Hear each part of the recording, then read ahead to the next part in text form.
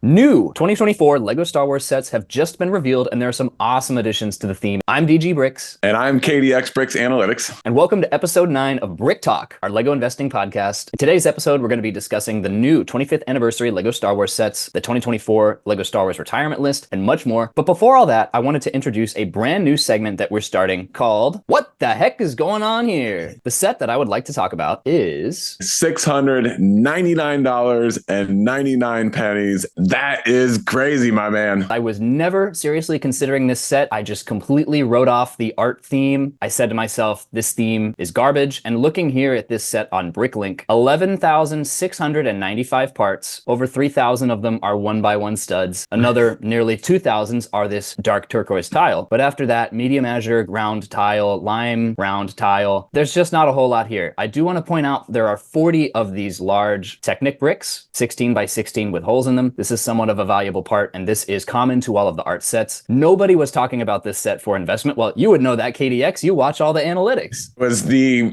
rare one or two mentions, and maybe one in favor, maybe one against. I don't even really remember. That's how little it was talked about. So this set very much flew under the radar. 2.5 years shelf life, but within just a month or two of retirement, look at this sale date, February 1st. And I know for a fact that 2 months prior, you could have got this set for MSRP, never mind getting it on sale. So I would very much like to hear what our commenters have to say about this. I myself am just baffled, and I need to know what the heck is going on here with the world map. Another set that I completely overlooked because it was part of that art theme, set number 31205, $120 MSRP. I had a commenter tell me that they scored these for $60 on in-store clearance. And look at this, selling 130, 200, 150. Two of them sold for 350. That's 175 a piece. These are crazy ROIs occurring just a few months after retirement. I completely overlooked this set. Anybody who picked this up at $60 is obviously feeling amazing right now. So I have no idea. Kevin, what do you think? First thing on the world map, it's baffling,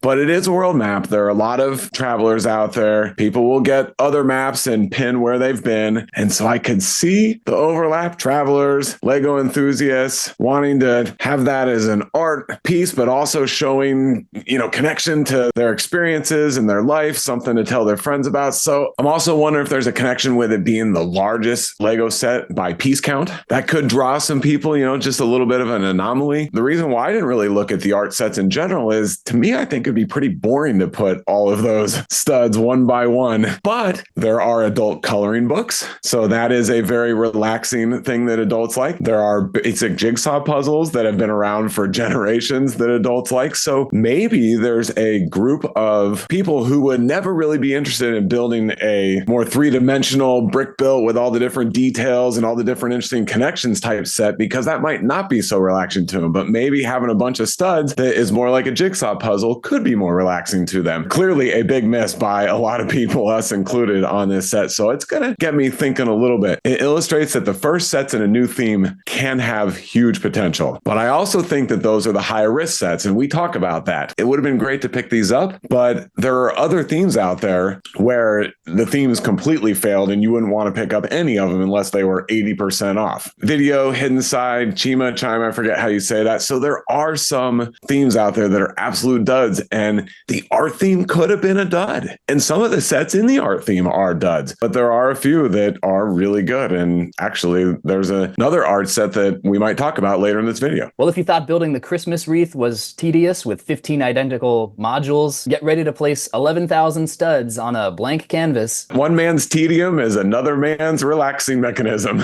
I guess. I would agree. Maybe there's a certain draw for people to own the largest ever Lego set created, but we have to remember that title has been passed off many times in the last couple years alone, between the Titanic, the Eiffel Tower, and now the world map. Also, the official brick set review of this set was not very kind to it. It stated it was very tedious and that the details of the contours of continents as they meet oceans are just not very well represented. India looks tiny, Japan looks horrible, Europe looks sort of blotched. So whatever's going on here, most people missed it. At least we did. Just goes to show you, no one knows what's going to happen until retirement. And I think a lot of people have been really, really surprised by this set. This set followed in the same vein as the Colosseum. As we know, that set disappeared around November of 2023. Like the world map, a long shelf life, $550 price point, criticized by many people for having a tedious build and generally poor sentiment, right? Guess what? It disappeared, and suddenly, looking at Colosseum prices, $1,000, $950, we can see in new condition this set is well on its way to doubling in value just 3 months after retirement. Everyone was wrong about the Colosseum, at least that I talked to. So I'm thinking of creating a new criteria for myself when picking investments. Is this set a tedious, awful build? Yes, it is? Okay, I'll take 10. Does it have a bunch of pieces of the same color? I'll take 20.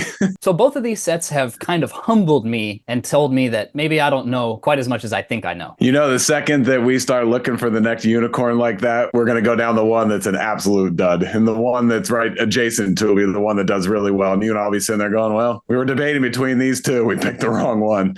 So like you said earlier, you know, it's balancing that risk. So we don't know what the heck is going on. We're going to move into our next segment. One of my favorite segments that we do, good set, bad set. So I'm going to show you my first one, and it's time to talk new releases here in 2024. So of course, the first set I'm going to show you is this 2023 Executor Super Star Destroyer. Good set or bad set? Obviously, it's a good set. It's a great set. And oh, wait, why is that? Well, because it's an awesome set, but also 2024 new releases: Millennium Falcon Midi-scale, Tantive 4 Midi-scale, and the Invisible Hand Midi-scale. So now this great set right here has 3 other buddies to go with it. All new releases in 2024. I'm not even waiting to see what you think about this set. I'm jumping right to the answer. Great set right here. And these 3 also great set. I love the scale. I love that we're getting more in a collection. We've talked a lot about the helmets. In my opinion, I know you're not huge on the dioramas, but in my opinion, you got the helmets, we're sliding into the dioramas, and now we're sliding into the midi-scale ships. All 3 of those sub-themes are going to be great. And as a Lego fan, Lego collector, Lego builder, I love the huge sets. They're a lot of fun, but they're expensive. They take up a lot of space. And I think what I appreciate are the smaller sets where I can get all 4 of these and they can fit very nicely in just part of my shelving. I already liked this set from the second it was released, but now that it has some companions to go on the shelf beside it, what have we said about the first release in a new sub-theme? Those can become iconic, and those can be the sets that a lot of people pass on that later they end up regretting, and of course that drives up the demand and therefore the price in the aftermarket. It had no companions in the series. Now we're seeing with these 2024 releases that it's going to have not 1, not 2, but at least 3 more companions. The set is also a Walmart exclusive, which constrains the supply that's going to be available. So I'm very excited to see what happens with this in a couple of years. Like a lot of Walmart exclusives, it has almost never been put on sale. And when you think about it from a retailer's perspective, that makes a lot of sense. If you had an exclusive, in-demand product,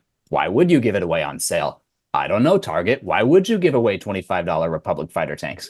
Anyway, this is from a different series as the new Midi-scale sets. This is the 40th anniversary of Return of the Jedi, whereas the other Midi-scale sets are celebrating the 25th anniversary of Lego Star Wars.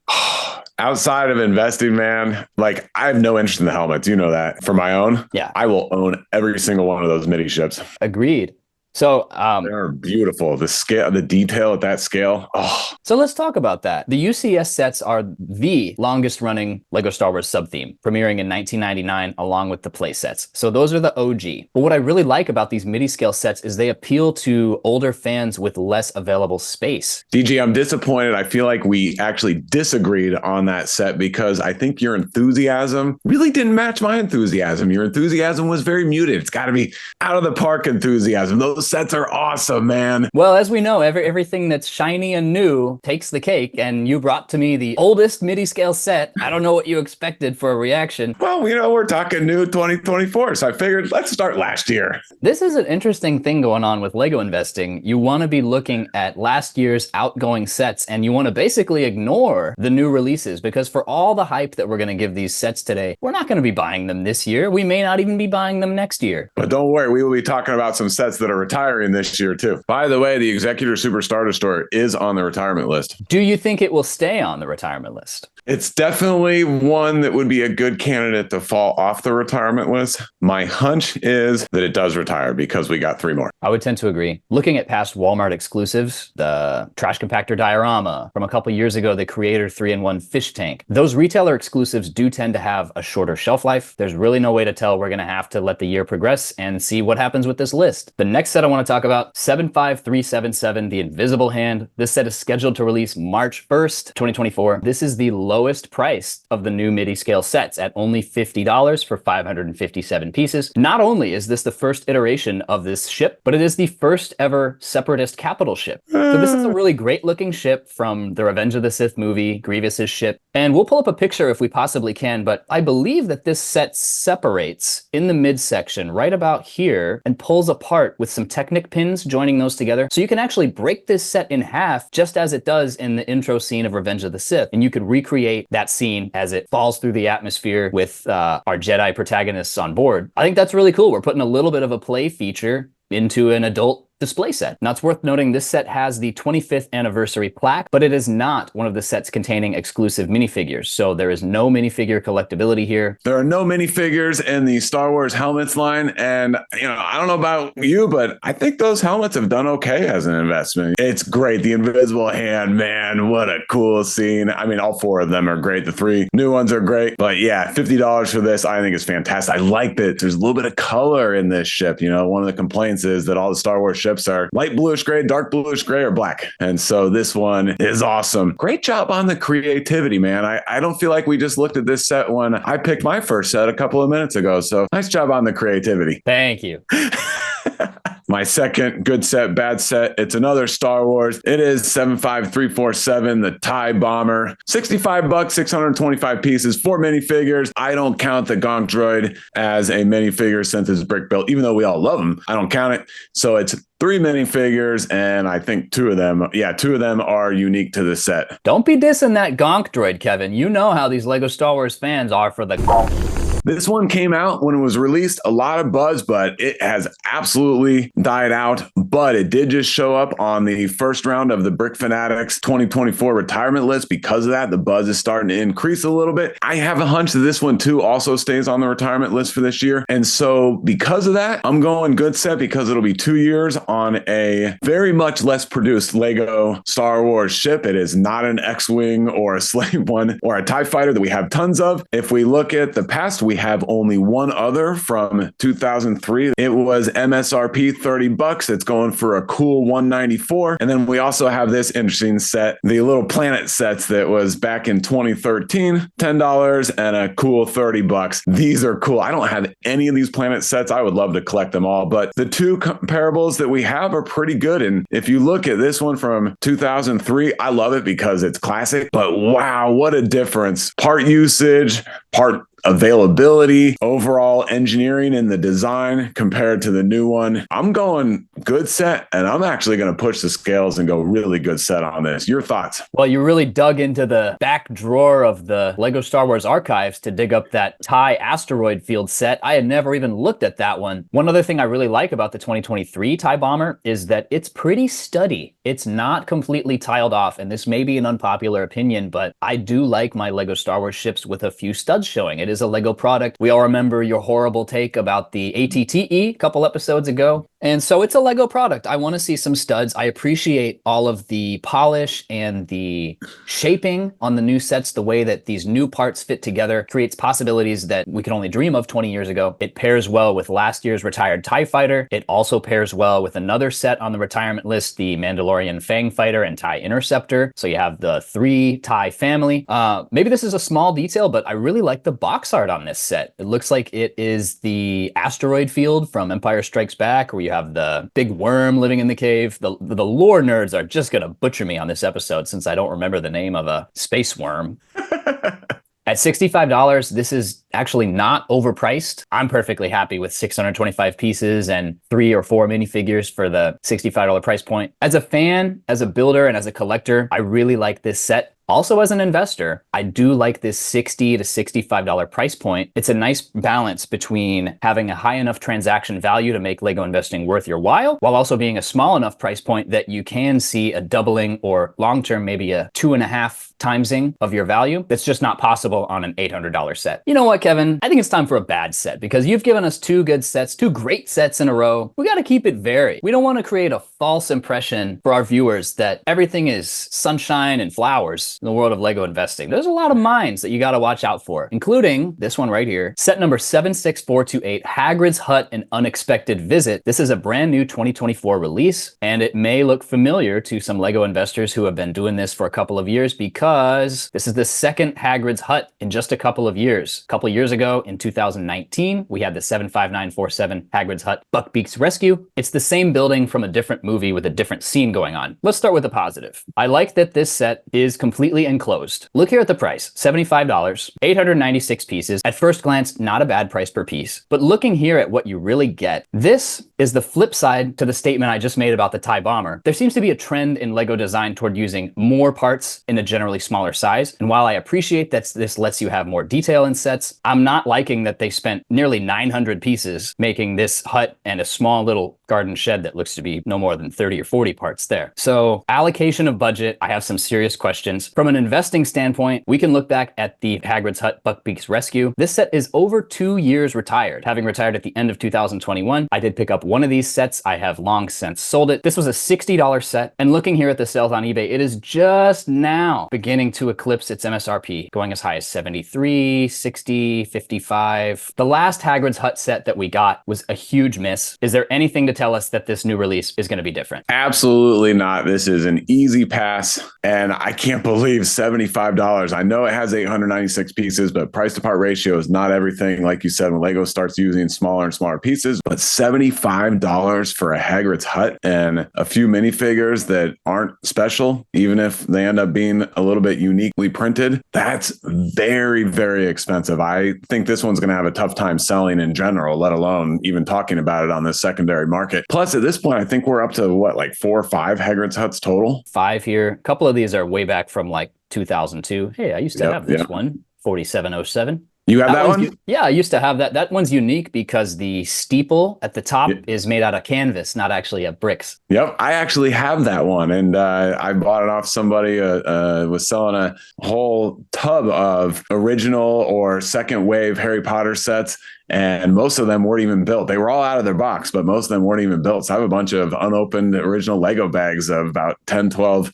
2000 to 2003 Harry Potter sets. And I loved that unique vinyl piece for the roof on that. A lot of people complain about how you have to attach it with the stud and the rubber band, and it was hard to do, but it was a cool little set. But yeah, it's just, the problem with Harry Potter sets is that the Harry Potter universe is a tiny sliver compared to the size of the Star Wars universe. And so there's just a limit on what characters and what vehicles and buildings you can make in the Harry Potter universe. And so we're really starting to see repeat after repeat after repeat. Whereas Star Wars, there's a lot of new content, a lot of new ships, a lot of new characters. And there are rumors out there that we're getting a Harry Potter show. I think like an HBO Harry Potter show. It'll be interesting to see what or if that does for the Harry Potter Lego theme. But I've also heard a lot of people, I won't say rumors, but a lot of people at least calling and suggesting that Lego take a break on the Harry Potter theme. I don't want to see it completely go away, but maybe a 5-year break on the Harry Potter theme for Lego would be a good idea. Now they are putting out some original ideas like the new Owlry set, the new boat dock set. But yeah, talking about current relevance, I mean, when did the last Harry Potter movie come out? It's been a forever. And I know there was Fantastic Beasts in the same universe, but compared to Harry Potter, that was a drop in the bucket. So there've been no new releases for a long time. We'll see if this HBO rumored show gains any traction. But in terms of current relevance, Star Wars is leagues ahead of Harry Potter. It's sort of a shame too, because after they did that 3 or 4 years of every set being tan and part of that modular castle, we actually got some really colorful and really great looking sets like last year's Triwizard Tournament set, a remake of a set way back from 2002. That Triwizard set is really colorful and it really appeals to me. These new sets I think are along the same line. They are being more original with the part usage, with the design, with the color palette. Unfortunately, I think there's market fatigue and nobody cares at this point. Yeah. All right, DG. Well, I'm going to change the order of my next good set, bad set. I was saving this one till a little later, but I'm going to pull it forward because you were talking about some Harry Potter. So I'm going to talk about this new talking sorting hat Harry Potter set. Oh, man. What? I think that it's pretty cool. I am very, very curious to see how I'll call it the voice box. If that sounds good and sounds like the sorting hat, then I'm interested. If it sounds like an old, radio speaker or something that is cheap, then I'm not going to like it too much. But this is such an iconic piece in the Harry Potter universe. And the mouth does move a little bit. I think you have to move it yourself, but the mouth moves a little bit. If the voice is good and there's lots of different things that it says, you know, it yells out Gryffindor and Slytherin and, you know, actually talks through, looked like he was debating when he was on Harry's head about Slytherin and Gryffindor. If there's some layers to the speaker, to the talker on this, you know, some depth to it that I'm really interested. I know it's all brown pieces, but I actually think the design is pretty good, looks good, and so many people are attached to the sorting hat. It's like we're attached to the sorting hat, we're attached to Hedwig, and we're attached to Dobby, and it makes sense. Those are three that Lego has made recently. But I'm not saying that this is a good set. I'm saying it's one that I want to watch, partly because it's $100 for 561 pieces. That's nuts. I don't care that there's the sound piece in there. I'm glad Lego made it. I think it's cool. I will definitely be getting one for my son. That much I know. So as a dad, there will be one cell out there. So your thoughts? It looks great. The way the tip of the hat leans forward, it looks really good. I'll also note the stand with the 4 house crests. Great touch. You got a minifigure in there. So much of the budget for this set has gone toward the voice feature. It's basically half of the budget to this set. So thinking of the other Harry Potter display sets in this line, like Fawkes, like Hedwig, like you mentioned, Dobby, taking out the electronic features, the voice box, all of that, what price point would you like to see this set at? $40. I think it's low. I could see 50 and I could see Lego wanting to charge 60. And I think at that price, it would be all right. I understand Lego had to make the price $100 so that they could not lose money on this set with all the voice box. I'm sure a lot of the R&D and the design went into that feature. And it's a real shame because at $50 or $60, I would consider picking one of these up to go alongside my other Harry Potter display sets. But at $100, I just can't justify it. I'd be curious to know what the distribution on this set is. It would not surprise me if later in its life, we see this set at 40% off on the Lego website. When this set hasn't even released yet, and I'm already having that thought, I don't think it's a good sign for Lego investing. And then on top of it, it's all the same color piece. I realize that the meatball, the inside of the set will be different colors because that's what Lego does. It gives us variety and it makes it easier to build. I get all that. And Hedwig has more pieces, but it was $40 for 630 pieces and a lot more complex. So yes, in my opinion, $40 set. Now I hear you, 50, 60. I get it. I understand 2024 prices and everything, but still,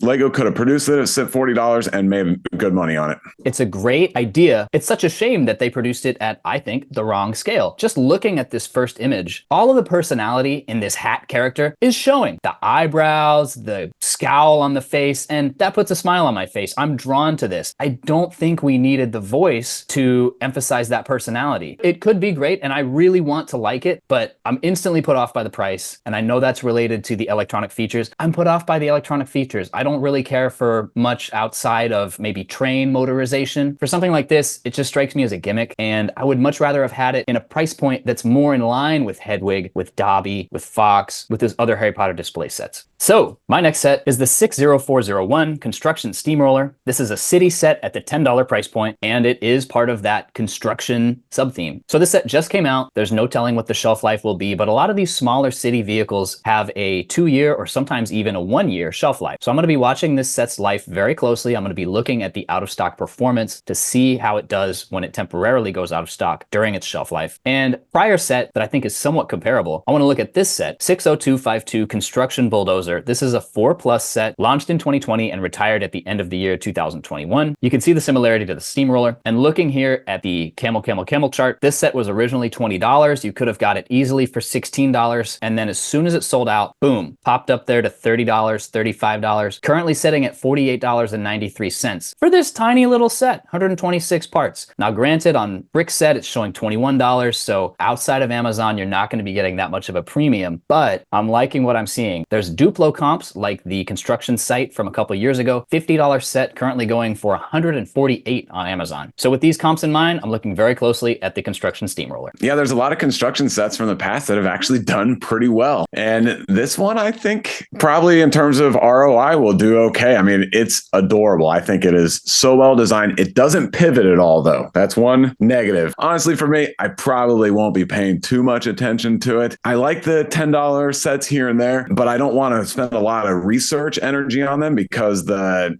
dollar amount that you're going to get back after you sell it isn't a lot. And so instead, what I do with the $10 sets is, I just kind of let the sales drive me. If I see them for $5, like at Ross or TJ Maxx or, even at Target or Amazon, heck, then I might look at it and I might pick up 4 of them just for the fun of it and say, hey, if it goes up, it goes up. If it doesn't, hey, they're little vehicles that I can add to the city. Not that we have one yet, but that the kids and I will build someday. All right, DG, my last good set, bad set. And I gave a little teaser earlier, so I'm bringing it full circle. It is the Lego Ideas, the Globe 21332, $230, 2585 pieces, 4.2 on BrickSet. Not too bad because this one didn't get the most fanfare when it came out. There was a lot of, it looks a little gappy. And if you look at Europe, kind of like you were talking about on the world map, it's even worse on the globe. It's cool. It's great that it's made in Lego form. Is it going to be a good investment or not? I don't know. And I honestly haven't said much about it, but in the back of my head, I've always felt like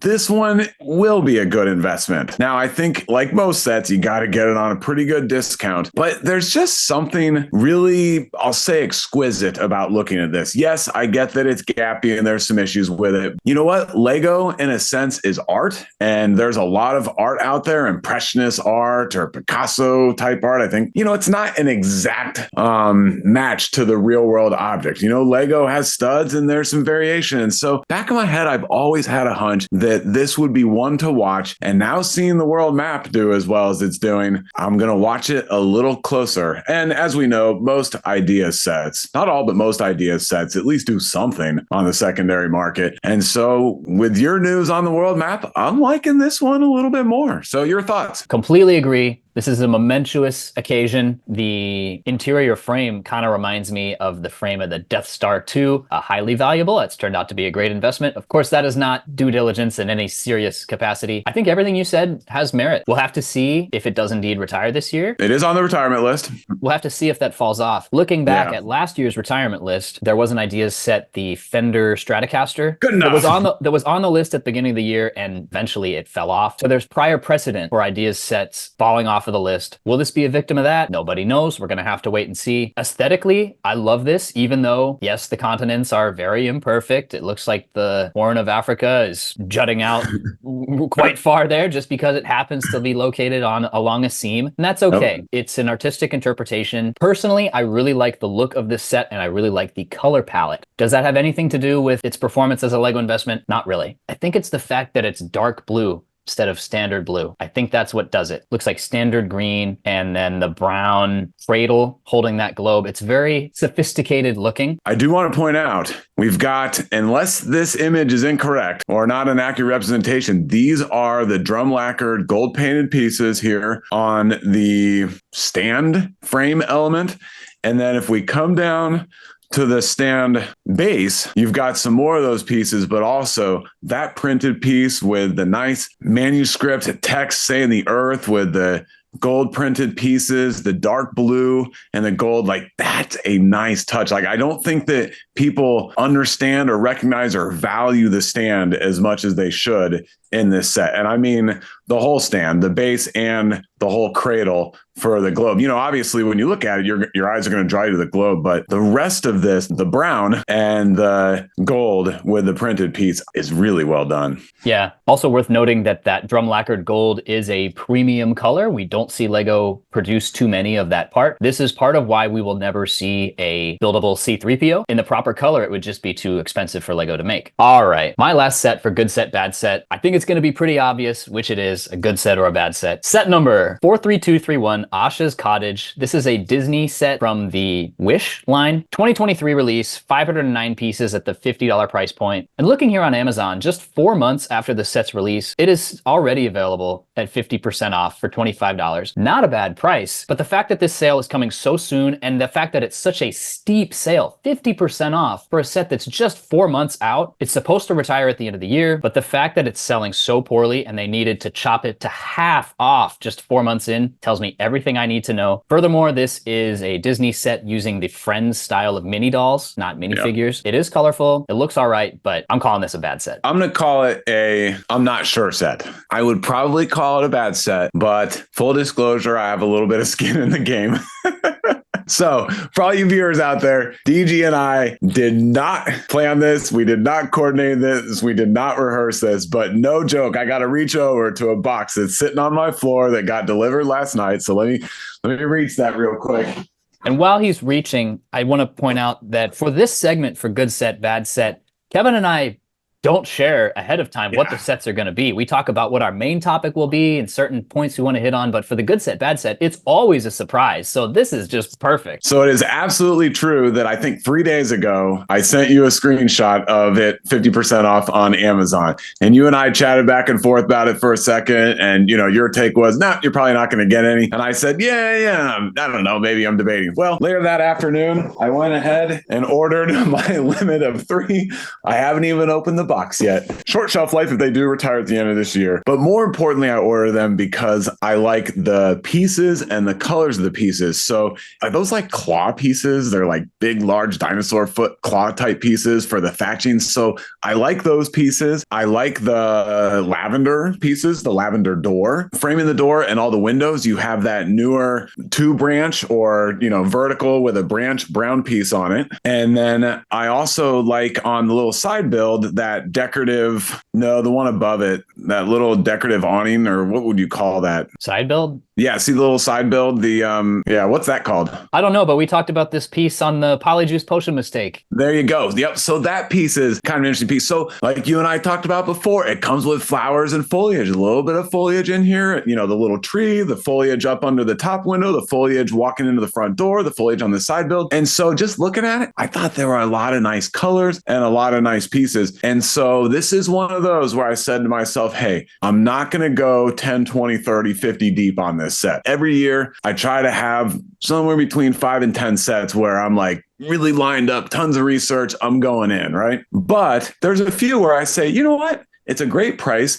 And if they end up being a dud and they don't sell, I would want the set for myself. Now, I'm not going to build the set as is, but having 3 of them, I think you could make a great mock. And oh, by the way, I did do one very small bit of research. I did look up the movie on Rotten Tomatoes, and it was like 50% rotten or 50% fresh by the critics, but it was 81 or 85% fresh by the audience. And that's who we're selling to on the secondary market. It's not, a narrow market of movie critics. It's the public. The Disney castles we get over and over and over. We have fatigue on those. But this one is running on the side of the Disney universe, and maybe it will get some legs. So again, I'm not advocating this as a good set, but I did want to give full disclosure that I did pick up 3 on my own. Disney is not my wheelhouse. I don't even look very closely at it. I know Disney tends to perform better on Amazon than on eBay, especially these smaller Disney play sets. And it's no comment on the movie. I haven't seen the movie. For all I know, the movie could be great. This has not had the same splash that Inside Out did or Moana did.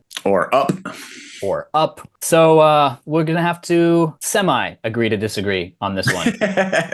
Well, we disagreed. If you're only picking up a handful, it's sort of inconsequential how good of a set or how bad of a set. And if you want this for yourself, absolutely. Or if you want this for a child or a family member, absolutely. But as a Lego investment, I'm steering so far clear of this. So at this point in the podcast, it is time to talk about some new 2024 Star Wars releases. We have Boarding the Tent of Four, brand new set coming out March 1st of 2024, $55 price point, 502 pieces, and don't forget about that exclusive 25th anniversary ARC Trooper 5s figure. As far as other minifigures in this set, you have a couple of Rebel Troopers, a couple of Stormtroopers, a Darth Vader, and you know what I'm looking at right here is Captain Antilles. If we look at other iterations of this character, he's only been made 2 times before, once in 2009 and once in 2019, both on a Tantive 4 display set. And look at those values, $87 for the 15-year-old Antilles and $44 for the 5-year-old Antilles. So while the new set is a much lower price point, you'd think there'll be a lot more availability of this figure, and with production runs being higher and higher, more of this set will be printed. So I don't expect this new Captain Antilles to perform quite as well, but I think looking at some past iterations, a little bit like we did with Cad Bane last year on the podcast, the 3rd iteration could be something special. Little side note here, I really like this new box art, and the inclusion of these exclusive figures kind of reminds me of the 20th anniversary sets, the Slave One, the Clone Scout Walker, the Hoth Snowspeeder. Some of those figures have gone on to really balloon in value and take especially those smaller sets to doubles and triples in terms of multiplying their original retail value. So I'm loving what I'm seeing. Notice these pop type seals on the right right side of the box. What this is telling me is it's going to be a lot harder for scummy Walmart people to open the box, steal that exclusive minifigure, and then return it. You know, it's interesting. When the rumors were coming out, this one was under the diorama sub-theme, and I don't think it technically is a diorama. Isn't that correct? It doesn't have the black border. It doesn't have the printed tile. So this is not a diorama as far as I'm concerned. Okay. And so far, it sounds like the only diorama we're getting in 2024 is the pod race set, right? Yet to be revealed, but so far that's the case. Yeah, so this one is more like the Dark Trooper attack from last year, and you knew I liked that set a lot. I liked the minifigures. I liked the hallway aspect of it, which we have the same here, and I'll come back to that in a second. But yes, this set came out. Everybody's excited about it, myself included. It's $55, 7 minifigures, a couple of them exclusive. So I'm curious. Right there on the box art, it says exclusive minifigure ARC Trooper 5s. Any chance Lego re-releases that exact minifigure in a future set? Because I think it happened once before, and I don't know if Lego just made a mistake or if they did it on purpose, but I could be wrong. But I think I remember people basically complaining about it, and Lego's argument was, well, it was exclusive at the time that we made that particular set in that particular box, but we made it unexclusive in a future set. So do you think we're at any risk of that this time? Yeah, I think what you may be referencing is the Captain Rex from the Venator being re-released in Captain Rex's Y-Wing. I don't consider that a risk, and here's why. Looking back at the 20th anniversary sets, the Slave One and all those that we talked about, each of those contained an exclusive figure. And when it's marketed on the box like this as an exclusive figure that's not even related to the scene. So for example, the Clone Scout Walker from 5 years ago came with an exclusive Darth Vader. That Vader obviously has no business on Kashyyyk. No. It's purely for the collectible aspect. And I think when it's specifically marketed as a collectible minifigure like this, with no connection to the scene, again, what exactly is ARC Trooper 5s doing here on the Tantive 4? I'm not really worried about a re-release. I feel the same way, but I'm, it's a point I wanted us to hit on for a second and get your thoughts. So now back to the set again. Love it. 7 minifigures, $55, and a hallway. And, some people will complain about the hallway, but there's Lego pieces in there. There's plastic. There's good design. I like to look at it. It absolutely draws me in. That's what I liked about the Dark Trooper attack. It drew me into the scene. And this one in particular, though, is such an iconic scene. It has to be a hallway. But when I think of, if I close my eyes and think of Star Wars, the movies, and, scenes that kind of jump to my head, a lot of the scenes that jump forward are in hallways. The hallways in the Star Wars universe are awesome. They're so futuristic. They're so clean. It's just like a piece of metal and like these cool lights that are embedded in and the doors that all that kind of stuff. Right. And like all of us growing up would see that and think, man, I want to live in a house someday with, Star Wars hallways in it and Star Wars doors and that kind of thing. And so I know that there's been complaints out there. Oh, it's a hallway. That's boring. How big a deal is it in Lego format? I love it. I absolutely love it. That's why I loved the Dark Trooper attack. And also, if you notice, this one has the Technic beam down there. And I think one of the images showed some pins in there. So I don't know if they want to connect to other sets in the future or if they want you to buy 3 of these and, line them all up. I don't know, but there's something that might be there. There might be some there on that. Oh, yeah, absolutely agree. And I think that's exactly what Lego is insinuating, that you could buy 2 of these or more of these and put them together and have a more complete scene. In A New Hope, which is, in my opinion, my favorite Star Wars movie. It's also, I think I can speak for the world when we say that's the most iconic. It was the first one. It's the original. That intro scene, you have the scroll, the pan down, you have the Tantive appearing, the Star Destroyer appearing, and the very first human-scaled shot that you get is of the Rebel troopers preparing for invasion on the inside of the Tantive. This is just perfect, and it's so much more eternally relevant than the Dark Trooper attack. I know you like that set, and I know that that is a key scene from Mandalorian, but in terms of cultural impact, this is way more recognizable to fans of all generations. I also think it's really great that Lego put out a couple of Tantive sets together. Now, it'd be interesting to see if they retire together, but I could easily see this set bundling with the new Midi-scale Tantive 4. That would make a logical pairing. So I'm all in on this set. I think the price is very reasonable. In terms of investment, a lot is going to depend depend on what's the shelf life, what's the availability. So we really don't know anything yet, but early indications are good. Yeah. And it's just, they're new sets because you and I are builders and collectors too. So it's a lot of fun to talk about it from both of those angles and, just to start getting the gears turning for when these sets do show up on a retirement list. Never too early to start being prepared. But not only do those two bundle well together, but they actually will also look great together. That Tantive 4 boarding, that's going to sit right under the Tantive 4 Midi-scale in my display. So the sets aren't even out yet, and you're already thinking about which way to configure them on your shelves. I'm already thinking about the new, bigger house that I need to buy because I've run out of shelf space. The 20th anniversary sets from 2019 had pretty short shelf lives. Do you think the same might happen for these 25th anniversary sets? So 100% yes. LEGO loves to do anniversaries. I remember back in 2009 when they did the 10th anniversary of LEGO Star Wars beginning in 1999. 25 is a really great number. It's a quarter of 100. The 15th anniversary, the 20th, the 40th anniversary of Return of the Jedi, who really cares? 25 years of LEGO Star Wars is a nice round anniversary. And not only for the occasion, but for the actual quality of the minifigures, these new figures on these new sets look great. All right, so DG, one other that just got announced that's coming out in March is this new smaller size $100 R2-D2. And it comes with a 25th anniversary random minifigure, Darth Moloch, and it has R2-D2 and the UCS plaque. It's really interesting that LEGO is putting the $100 set when we already have a $240 R2-D2 on the market. And I forget if it's retiring at the end of this year. I think it is, right? Okay, so this one is on the initial retirement list, and I don't see it coming off. I think this will absolutely retire at the end of this year because LEGO produced this one. And then the other thing that's interesting is that this one coming out gives us an opportunity to talk about the Chewbacca set again that we all love.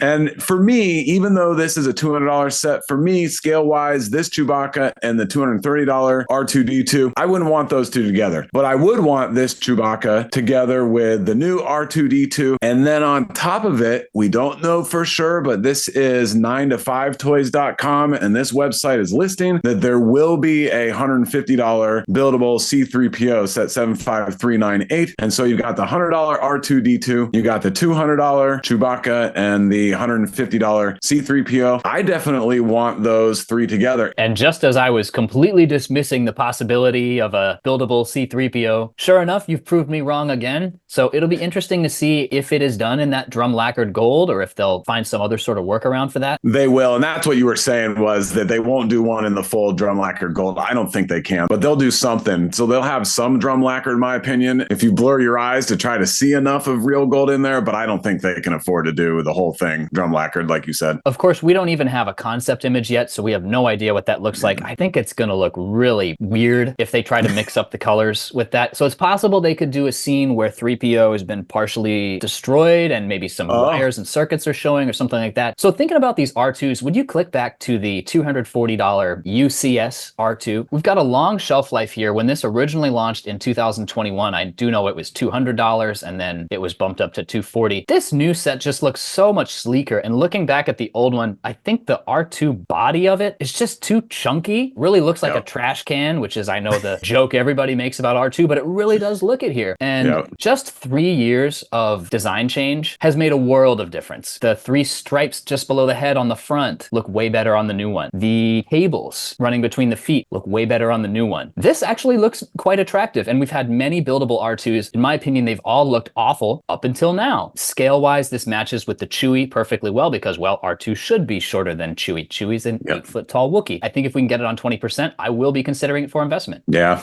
me too. Now, keep in mind, this is an early iteration of the retirement list. It is February 3rd as we record this episode. There are many months left in 2024, and this list will certainly change. So as of the recording of this video, there are approximately 31 LEGO Star Wars sets scheduled to retire by the end of this year. It feels to me like LEGO is sprawling a bit too much in terms of their sub-themes. We've always had UCS sets since 1999, like we talked about. We have the regular LEGO Star Wars play sets. We have microfighters continuing after going on 9 or 10 years now of microfighters. We have brickheads, helmets, buildable large figures like Chewbacca and R2-D2, dioramas, Midi-scale sets. That's 8 or 9 different sub-themes. And while the overall quantity of releases is going up, they're releasing more and more sets each year and also printing more copies of them, it just feels like the theme is losing its focus. So I actually had a somewhat similar feeling. So when I look at the 24 Star Wars retirement list, there's a lot of sets on there that I'm really not interested in. I had the same thought. Right? And I think it's because of the sprawl that you talked about. And so immediately when I looked at the 24 list, I said, you know what, let me look back and remind myself of the 23 list. And I thought to myself, you know, there's a higher quantity or higher percentage of sets on the 23 list that I think are good investments. And there's also a number of sets on the list from 23 that seem like obvious, like the Republic fighter tank, you know, like the one or two that you're like, okay, that is an absolute home run. And look, anything can happen. We don't know. But with the knowledge that we have, the comparables we have, the history, the data we look at, we're like, okay,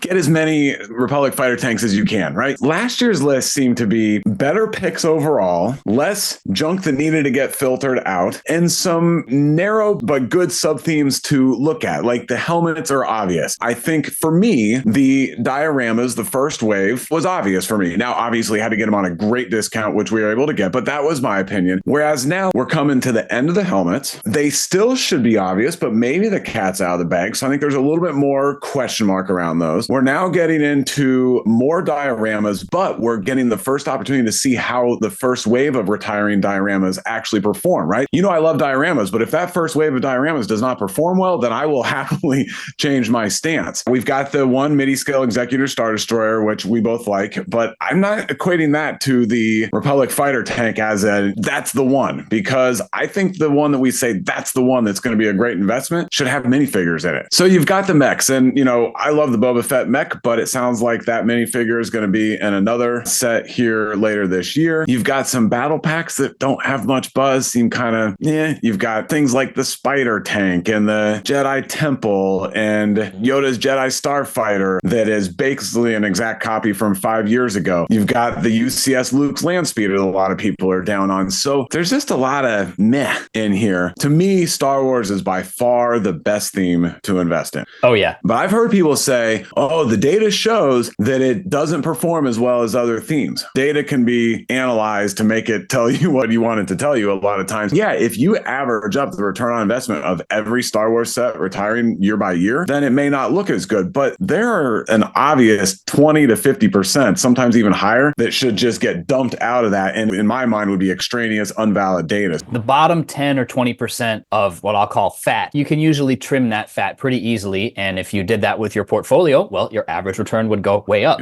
Another thing worth noting is with Star Wars being the most investable theme, and also I think the highest selling sales volume theme, there's the most liquidity in Star Wars, meaning that on a $400 or a $600 UCS set, if you're looking to have a sale price of $1,000, you really might find that in the Star Wars world. But with a more obscure theme, you might have a hard time finding a buyer for a set at a high value like that. Another thing worth noting about the first in any series, helmets, dioramas, there's always that risk and there's also the reward. So with the TIE Fighter pilot helmet, the cat was let out of the bag, and none of the following helmets are going to perform nearly as well as that. I think that's obvious by now. With the Bird of Paradise, another Target exclusive, similar thing. I don't think any of the botanicals are going to get off to such an explosive start now that the cat's out of the bag. And until recently, a lot of people poo-pooing the Bird of Paradise, talking down on it, saying it's ugly, it's too high of a price point, myself included. I was somewhat guilty of that too. And I think everyone has been shocked by how quickly that has taken off. So this is a phenomenon that does occur throughout LEGO. You have to get in on the ground floor if you want to capture that explosive #1 performing set. Of course, there's a lot of risk associated with that, like we've been talking about. So going back to this list, 75257 Playscale Millennium Falcon from 2019. I do believe it's rumored that there is a dark style Millennium Falcon coming in 2024. So there could potentially be a time where there are 2 Playscale Falcons on shelves next to each other at the same time. That's a little ridiculous. While this list is sprawling and it is pretty divided among the sub-themes that we talked about, I'm pretty confident a lot of these are going to fall off the list, especially these August 2023 releases. I have a hard time believing LEGO would give these sets just a 16-month shelf life. Yoda's Jedi Starfighter, I would almost bet you some money that that's going to fall off the list. The Spider Tank, not so sure, since that's a very niche product dedicated to one episode of a TV show. It's kind of giving me AT-ST Raider vibes, so I'm a little bit nervous about that set. The New Republic E-Wing 2-pack set, again, I have a hard time believing LEGO would let that retire with 15-month shelf life, so no one knows the future, but I would not be surprised if that fell off. Also, the buildable Chewbacca, short shelf life there. What's up with with that. That one probably does retire because of all the negativity around it. Lego's like, all right, we put it out there. It didn't land. We're going to throw you some R2-D2 and some C-3PO. But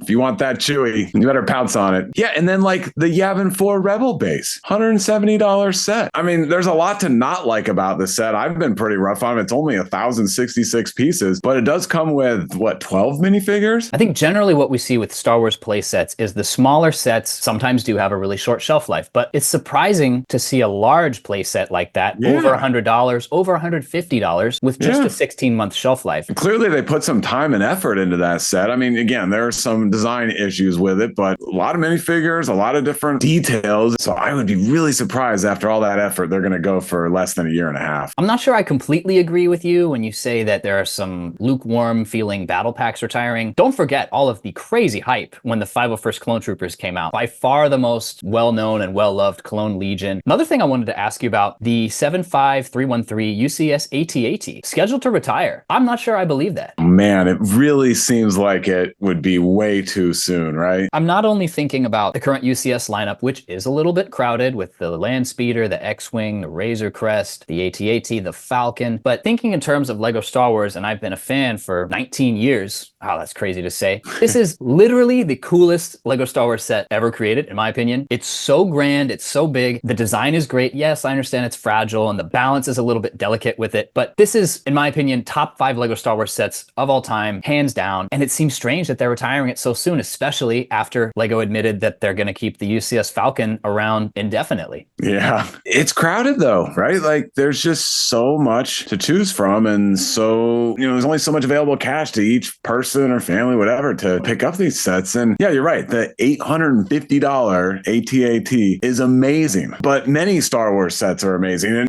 that one is particularly amazing, but there are many amazing Star Wars sets. If LEGO's going to produce that many, then they have to retire some of these sets. So I agree. Some of them will come off the list. Which ones? It's hard to say. We highlighted a few that are good candidates, but there absolutely will be some at the end of the year that stay on the retirement list that people say, wow, I was told all year it was going to retire, but I just didn't believe it. But it still happened because they got to keep on making room. That's just LEGO's model right now, is super high volume. And of course, that's going to impact investors too. There will be a period where there's going to be a lot of supply of certain sets or certain themes. And, that'll just ebb and flow. And I'm not worried about that from an investing perspective. Sometimes you just got to play a little longer on some of the sets. And I think another interesting question is, will that $850 UCS set be a good investment? I used to have more of a fear that at high price points, you struggle to find any buyers that are willing to pay $1,500 for the UCS AT-AT. Now, if there was ever a set worth $1,500, it would be that set. Let's do a thought exercise. Picture yourself 5 years from now, looking back on the 2023 retirement list. You won't remember half of those sets. Super fans will remember them and they'll say, oh, I really love that 2023 TIE Bomber. Really excellent. And it is. But thinking about this entire list, the UCS AT-AT to me has by far the biggest staying power. I mean, people have been asking for a UCS AT-AT for 20 years. They finally gave it to us, and then they're snatching it away so quickly. So while I do worry sometimes about the limited number of buyers that are even looking for a $1,500 UCS set, that is such an iconic vehicle. Again, thinking about the demographics that it appeals to, people who watched Empire Strikes Back in theaters. I mean, that vehicle has been popular for decades. So I'm not worried about it, especially looking at other large Imperial vehicles like the UCS Star Destroyer. I had the same reservations about that set. Oh, it's already $700. How much room is there to grow? Well, now it's $1,200, and I'm sure it's going to go up from here. 100% agree. The AT-AT, in my opinion, absolutely goes up in value. So for me, the question as a LEGO investor is not, do I think that one's going up in value? It's, do I want to take the plunge? Because it's a lot to manage. If you buy it full price, it's $900 with tax right up front. So that's a lot of money. And you don't want to have just one in a SKU. That's just kind of a waste of time. But then you got to store and take good care of that. So that's a valuable asset you got to take care of for a little while. And then you got to get it to somebody if you don't sell it locally. And so shipping is going to be spendy, but also a pain in the butt. And then you're going to pay a ton of fees if you sell it online. I'm leaning towards maybe I'll get a couple, maybe 3. That one absolutely will be a very valuable set in the future, in my opinion. I'm not missing it. I'm grabbing one, even if it's not at the best price. There's also such a risk that you pick it up and maybe it doesn't retire. Maybe it gets pushed back 1 year, especially with other large sets like both of the play scale Death Stars we've had. Not play scale. How big would a play scale Death Star be? The size of my house? bigger. It really seems like the UCS AT-AT with a 3-year and change shelf life seems a little short. And that's a big risk when you spend $900 and then say you're outside the return window and then maybe it's held back. But now suddenly that's $1,000 that's not turning over in value, that's not beginning to appreciate. That could really set you back, especially if you're a smaller investor and that $1,000 is half of what you have to invest all year. Now, when you say you're going to get at least one, now is that one definitely for investing, or from my own collection side? I love the UCS sets. I just don't have space for them. But of the UCS sets, that's the one that I would want. And so from the my own collection angle, I'm very likely to get at least one. But again, I'll have to see. It's pretty tall. It's not so much wide like a Falcon. Yeah. I mean, the Millennium Falcon, you have a hard time finding a shelf that fits that. And I think that's why a lot of people turn that into a coffee table. Yeah. The AT-AT is taller. Of course, that means it may not fit on the top shelf of your bookshelf. It may be scraping the ceiling. Because I've already owned the UCS AT-AT, I picked up a semi-complete one off of Marketplace for like $400. It was a great deal. I've owned it, I've enjoyed it, and I've already sold it on. I feel that I've already had that experience. And so if I did pick some up for investment, they would be for investment. So you mentioned that of the Star Wars retirement list, that's the one, we do the thought experiment 5-10 years from now. That's the one that we will really remember. But you are forgetting one. Don't forget that one right there, the Mos Eisley Cantina. I realize that you put the two next to each other. Okay, the AT-AT is going to literally and figuratively tower over the Mos Eisley Cantina. But that's a special one too. And it's been out for a little while, had a lot of buzz, it's quieted down, but a lot of people are predicting that this will be the highest performing Star Wars set retiring this year. Such an iconic scene. And yes, it's a lot of the same color, but there's a lot of color breakup with all the details, the distress scene, all the interior details. And then the 21 minifigures, 9, I think, are exclusive to the set. That's a big one too that I don't want us to lose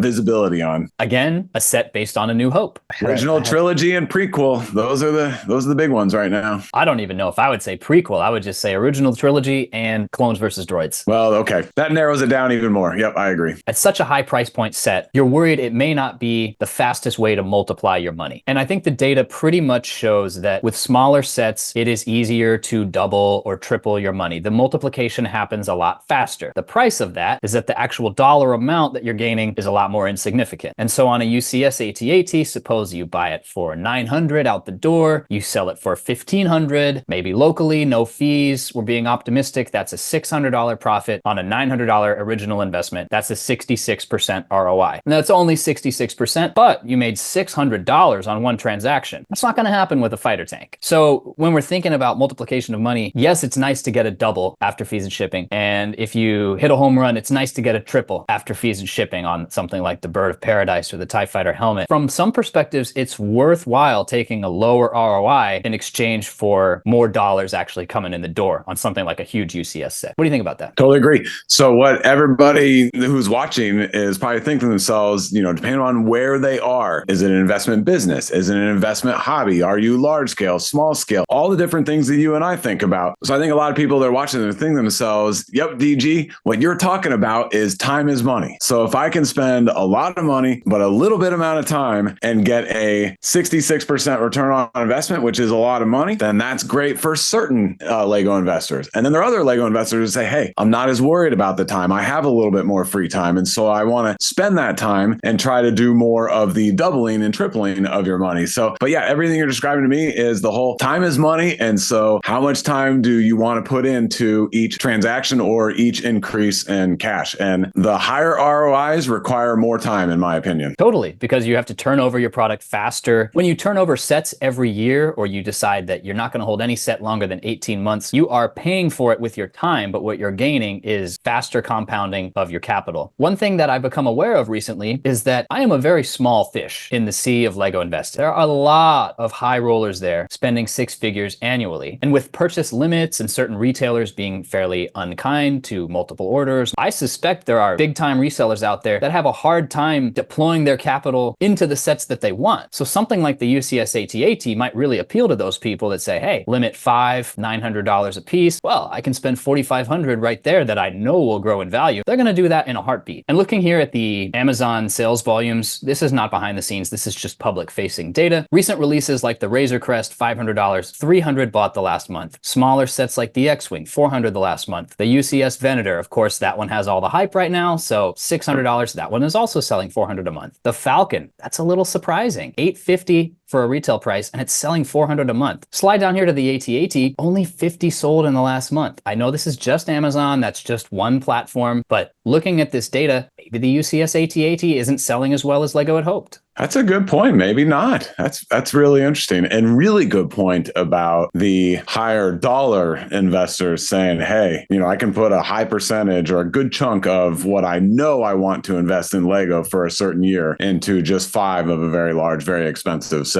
You and I are not there yet. There are a lot of people in the LEGO investing universe, and again, it ranges from side hobby to maybe a little larger side hustle to full blown business. But you and I are on the lower end of that. And, I'm sure a lot of people that are watching are just enjoying it more as a hobby than a full-blown business. But yeah, everybody has different goals, different criteria, and it absolutely impacts the secondary market opportunity for all of these sets. And I think that's great. I think there's no right way to do it. I love that about LEGO investing. If you have a spare closet, you can do it. If you want to rent a warehouse and do multiple 6 figures in revenue a year, that is also doable. Something we worry about, I think, a little too much is, are investors affecting the market? Is my sentiment of what we talk about on the podcast going to change people's buying behavior and therefore affect prices? I think we've thought a little too hard about this because there are all these big fish that are really moving the market. What you and I do, the medium fish, the small, the smedium fish, what you and I do isn't going to change a thing in the grand scheme of things. So we should just make the best decisions possible. We shouldn't worry about so much over hoarding, because if anyone's doing the over hoarding, well, it's not even you or I doing it. Yeah, absolutely. So what do you think? Feel free to leave a comment down below. Yeah, definitely tell us what you think of the retirement list. Just like Kevin said, it is the beginning of the year. It's a little bit early to be buying sets that are going to retire only in 11 months. Now, if you want to stock up on a huge quantity, you better get started now. But for the smaller fish like myself, I'm actually looking at some of last year's sets that are still available from some more obscure retailers, some sets that have bled over, not just dud sets, but some actually really great investments from last year that are still available depending on where you look. So I'm not going to be turning my capital or my attention to the 24 list probably for another month or 2. Yeah, that's a good point. Yep, Barnes & Noble has some sets that are still out there. Don't forget to use Rakuten. Congratulations to Kevin on his 4,000 subscribers. Be sure to subscribe to his channel if for some strange reason you have not already. Thank you for watching episode 9 of BrickTalk. We'll be back again soon with another episode. As always, peace out, buy very carefully this early in the year, and have a great day, everybody.